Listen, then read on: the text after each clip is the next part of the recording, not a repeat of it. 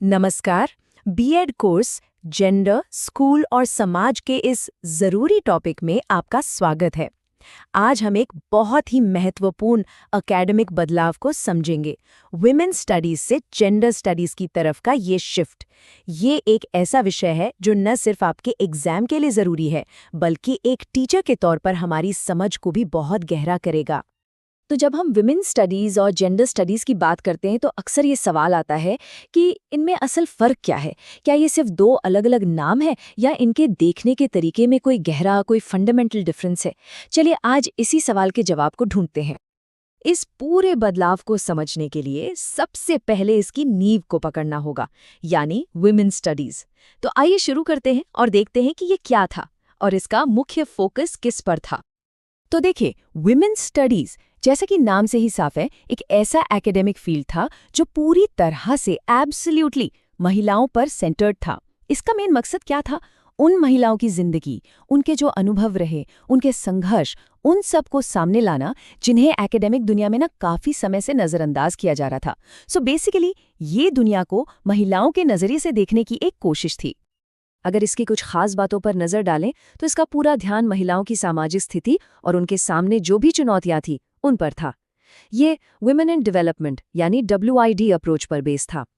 इसका सीधा मतलब ये था कि जो डेवलपमेंट का मौजूदा सिस्टम है, बस उसी में महिलाओं को शामिल कर लिया जाए तो बराबरी आ जाएगी। और हाँ, इसकी जड़ें फेमिनिस्ट मूवमेंट से जुड़ी थी, जिनका लक्ष्य था कि महिलाओं की आवाज़ एकेडमिक डिस्कशंस का हिस्सा बने। लेकिन समय के साथ ये महसूस किया गया कि सिर्फ महिलाओं पर फोकस करना काफ़ी नहीं है, और यहीं से इवोल्यूशन का अगला स्टेप शुरू हुआ और जेंडर स्टडीज सामने आया, जिसने एक ज़्यादा इंक्लूसिव पर्सपेक्टिव पेश किया। जेंडर स्टडीज जेंडर को एक सोशल और कल्चरल कॉन्स्ट्रक्ट की तरह देखता है। मतलब ये कोई बायोलॉजिकल चीज नहीं, बल्कि समाज की बनाई हुई एक धारणा है। ये सिर्फ महिलाओं पर फोकस करने के बजाय इस बात का एनालिसिस करता है कि समाज कैसे पुरुषों, महिलाओं और बाकी सभी जेंडर आइडेंटिटीज के लिए रोल, बिहेवियर और उम्मीदें तय करता है। इसका मेन फोकस सभी जेंडर्स के बीच के पावर रिलेशंस पर है।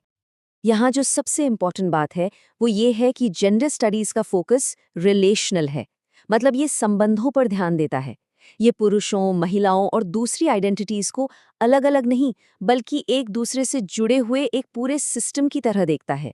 ये जेंडर एंड डेवलपमेंट यानी GAD अप्रोच पर बेस्ड है, जिसका लक्ष्य सिर्फ सिस्टम में शामिल होना नहीं, बल्कि उस अनइक्वल सिस्टम को ही चैलेंज करके बदलना है। ये परिवार, स्कूल, कल्चर जैसी संस्थाओं को एनालाइज करता है कि वो कैसे जेंडर की धारणाओं को बनाते हैं। चलिए अब इस शिफ्ट के बिल्कुल कोर पर आते हैं और इन दोनों फील्ड्स का एक डायरेक्ट कंपैरिजन करते हैं। ये सेक्शन एग्जाम के लिहाज से बहुत इंपॉर्टेंट है, तो इन मेन डिफरेंसेस पर जरूर ध्यान दीजिएगा। यहाँ हम फर्क बिल्कुल साफ साफ देख सकते हैं। पहला आधार है focus area. Women studies women centric था, जबकि जेंडर स्टडीज रिलेशनल है, जो सभी जेंडर्स के बीच के पावर डायनामिक्स को देखता है। इसी तरह स्कोप यानी दायरे में भी फर्क है। विमेन स्टडीज का दायरा थोड़ा नैरो था, वहीं जेंडर स्टडीज का दायरा बहुत ब्रॉड है, जिसमें मैस्कुलिनिटी और LGBTQ+ स्टडीज जैसे सब्जेक्ट भी शामिल हैं। अच्छा, अब आते हैं अप्रोच और पर्सपेक्टिव पर। देखिए, महिला अध्ययन का जो WID दृष्टिकोण था वो था इंटीग्रेशनिस्ट। मतलब जो मौजूदा ढांचे हैं उनमें महिलाओं को इंटीग्रेट कर लिया जाए, शामिल कर लिया जाए। इसके ठीक उलट लैंगिक अध्ययन का GAD दृष्टिकोण ट्रांसफॉर्मेटिव है।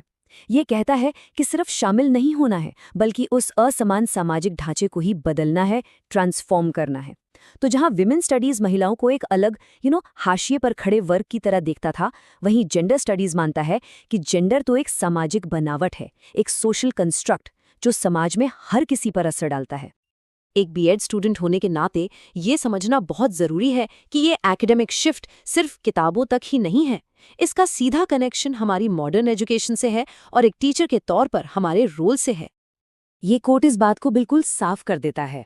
देखिए, स्कूल और कॉलेज जैसी जगहें समाज में मौजूद भेदभाव को अनजाने में आगे बढ़ा सकती हैं, लेकिन साथ ही उनमें एक बहुत बड़ा पॉजिटिव बदलाव लाने की ज़बरदस्त पावर भी होती है। और इस बदलाव को लाने की जिम्मेदारी हम टीचर्स पर ही तो आती है। तो सवाल ये है कि जेंडर स्टडीज का पर्सपेक्टिव हमें यानी टीचर्स को एम्पावर कैसे करता है। पहला, ये एक इंक्लूसिव क्लासरूम बनाने में मदद करता है जहां हर जेंडर आइडेंटिटी की रिस्पेक्ट हो। दूसरा, ये हमें किताबों में या अपने ही बर्ताव में छिपे जेंडर स्टेरियोटाइप्स को पहचानने और उन्हें तोड़ने में मदद करता है। जैसे ये सोच कि मुश्किल सवाल तो लड़के ही हल करेंगे। तीसरा, ये इक्वालिटी को बढ़ावा देता है। और सबसे ज़रूरी, ये स्टूडेंट्स में क्रिटिकल थिंकिंग डेवलप करता है ताकि वो खुद समाज के बनाए जेंडर रोल्स पर सवाल उठा सकें। चलिए अब इस पूरी डिस्कशन को फटाफट से कुछ मेन पॉइंट्स में समराइज कर लेते हैं ताकि ये पॉइंट्स आसानी से याद रहें। इस पूरे शिफ्ट का जो सार है वो इन 2 शब्दों में छिपा है। विमेन स्टडीज का फोकस था विमेन और गोल था इंटीग्रेशन। वहीं जेंडर स्टडीज का फोकस है जेंडर रिलेशंस पर और गोल है ट्रांसफॉर्मेशन। बस ये 2 शब्द याद रखने हैं, इंटीग्रेशन वर्सेस ट्रांसफॉर्मेशन। यही इस पूरे सफर का निचोड़ है। और आखिर में एक सवाल हम सबके सोचने के लिए, भविष्य के टीचर्स के रूप में हमारी भूमिका सिर्फ सब्जेक्ट पढ़ाने से कहीं ज़्यादा है। हम अपने स्कूलों में, अपनी क्लासरूम्स में जेंडर डायनामिक्स को एक्टिव तरीके से बदलने के लिए क्या कर सकते हैं? ये एक बहुत ज़रूरी सवाल है जिस पर हम सबको विचार करना चाहिए।